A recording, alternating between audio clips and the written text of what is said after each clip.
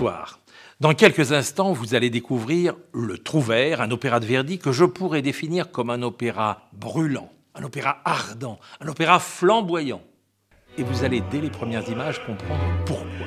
En effet, le metteur en scène, le Canadien Robert Carson, a été frappé par les innombrables références au feu dans cet opéra, et il a donc choisi d'en situer l'action dans une immense et terrifiante, mais aussi fascinante, usine pétrochimique avec ses torchères qui crachent le feu.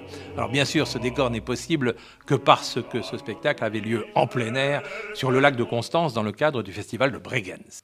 Au début, on découvre Ferrando, le capitaine de la garde, qui explique la situation. Son patron, le comte de Luna, est amoureux de la belle Leonora. Mais depuis quelque temps, un trouvère, c'est-à-dire un chanteur ambulant, vient pousser la sérénade sous les fenêtres de Leonora, ce qui rend Luna fou de jalousie. D'autre part, Ferrando raconte que le vieux comte de Luna, le père de son patron, donc, avait 2 fils.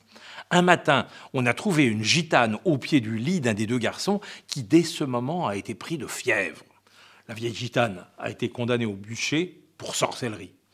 Mais la fille de cette gitane, par vengeance, a enlevé l'enfant du comte dont on a retrouvé les restes calcinés dans les cendres du bûcher. La nuit venue arrive Leonora qui raconte à sa confidente comment elle a rencontré ce beau trouvère, comment elle l'a ensuite entendu chanter sous sa fenêtre et comment elle en est à présent folle amoureuse. De son côté, Luna s'approche, poussée par son désir pour Leonora, quand retentit le chant tendre du trouvère. Leonora, trompée par l'obscurité, se précipite vers Luna, lui crie son amour, jusqu'à ce qu'elle se rende compte de sa méprise quand le trouvère apparaît.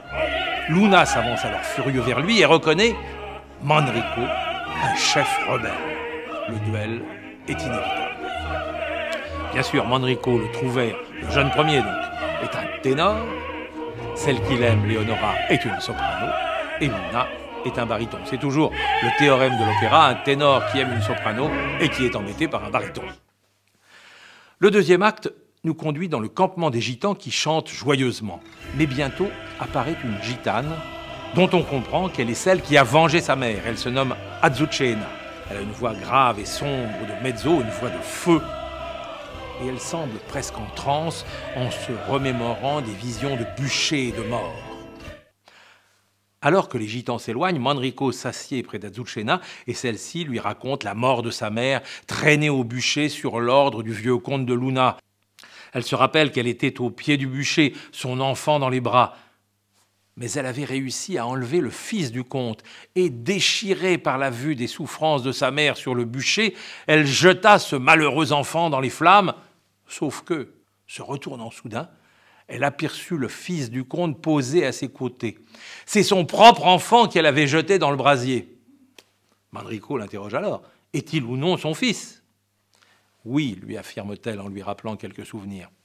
Mais leur dialogue est soudain interrompu par un message qui demande à Manrico de venir assurer la défense de la forteresse de Castellor et qui l'informe aussi de ce que Leonora, le croyant mort, s'apprête à entrer au couvent. Manrico s'élance aussitôt, malgré les supplications de sa mère. Luna, de son côté, qui n'en peut plus, a décidé d'enlever Leonora dans le hall du couvent. Pendant qu'il se cache dans l'ombre avec ses hommes, Leonora arrive avec sa suivante et explique qu'elle n'a plus d'espoir sur terre.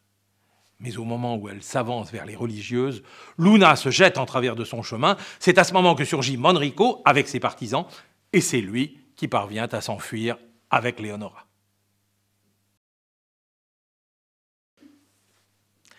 Eh bien voilà, nous retrouvons nos héros au pied de cette forteresse de feu. Manrico et Leonora s'y sont réfugiés. Luna et les siens s'apprêtent à donner l'assaut. Mais bientôt, on arrête une gitane qui rôdait, on la reconnaît, c'est Azucena.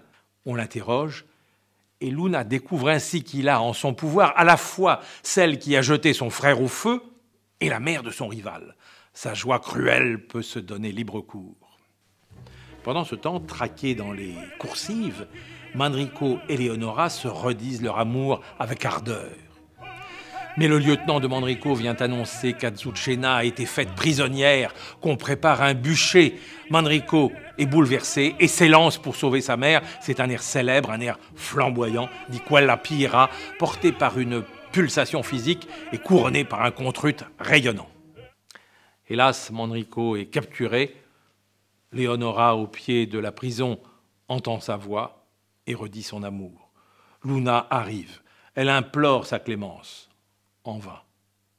Elle propose alors un autre marché, son corps contre la vie de son amant, pourvu qu'elle puisse aller lui annoncer sa liberté. Luna accepte, mais Leonora absorbe discrètement un poison. Et c'est la dernière scène, dans la prison où croupissent Azucena et Manrico. Leonora arrive, annonce au trouvère qu'il est libre. Celui-ci s'étonne, doute, comprend enfin. Et Leonora meurt dans ses bras. Luna, qui survient, réalise qu'il a été trompé et envoie aussitôt Manrico à la mort.